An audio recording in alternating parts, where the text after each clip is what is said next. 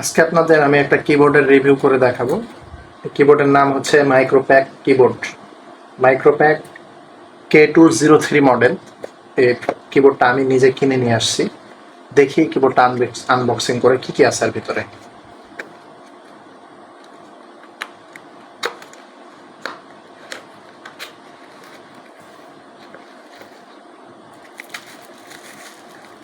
Keyboard, একটা card দেওয়া আছে।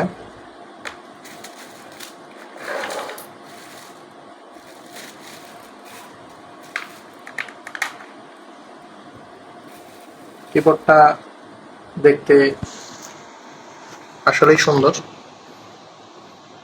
কিবোর্ডটা দেখতে খুব চমৎকার। এখন আসলে দেখতে সুন্দর হলে হবে না, টাইপিং করে দেখতে হবে কিরকম স্মুথ।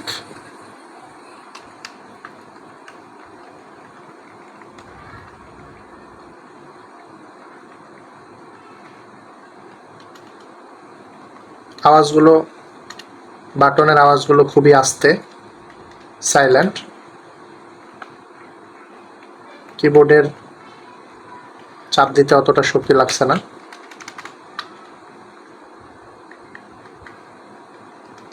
মোটামুটি সুন্দর, বাটনগুলো মোটামুটি সুন্দর আছে।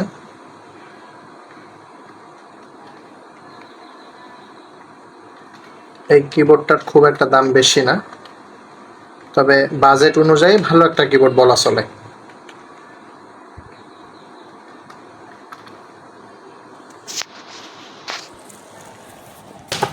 এই যে এখানে ক্যাপস লক বাটনগুলো আছে। কিবোর্ডটা যদি আপনাদের কাছ থেকে দেখায় তাহলে এরকম দেখতে।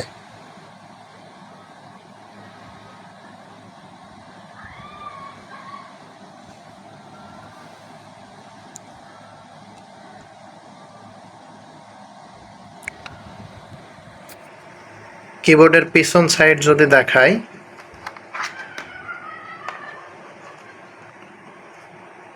এই যে দেখতে পাচ্ছেন অনেকগুলো স্ক্রু লাগানো আছে। প্রায় অনেকগুলো স্ক্রু লাগানোর সুবিধা হচ্ছে কিবোর্ড যখন ময়লা হবে ভিতরে আপনারা স্ক্রুগুলো খুলে আপনারা পরিষ্কার করতে পারবেন। এই বিষয়টা ভালো লেগেছে। অনেকগুলো স্ক্রু, মানে পুরো কিবোর্ডটাই খুলে যাবে, কোনো লক দেওয়া নেই। স্ক্রুগুলো খুললেই কিবোর্ডটা খুলে যাবে।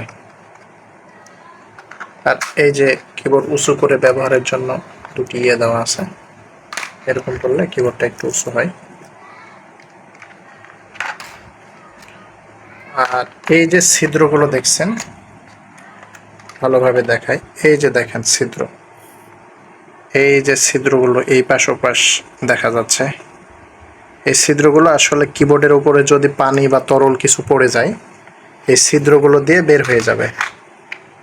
গোল গোল ছিদ্র করা আছে, এই যে প্রত্যেকটা স্টেপে গোল গোল ছিদ্র আছে প্রত্যেকটা জায়গাতে।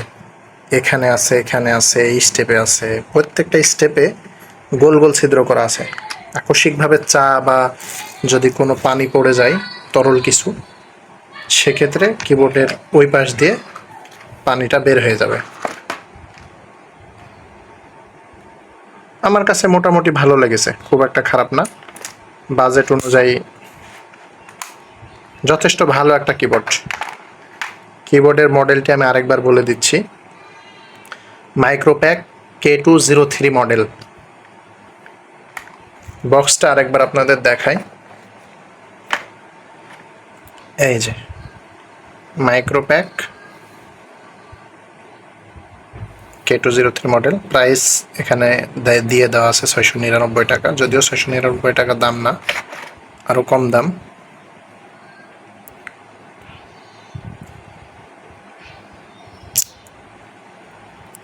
এই যে এখানে বড় করে বাংলা সংস্করণ লিখে দেওয়া আছে। আপনাদের বাজেট কম থাকলে কম বাজেটের মধ্যে ভালো একটা কিবোর্ড, এই কিবোর্ডটা নিতে পারেন। ধন্যবাদ।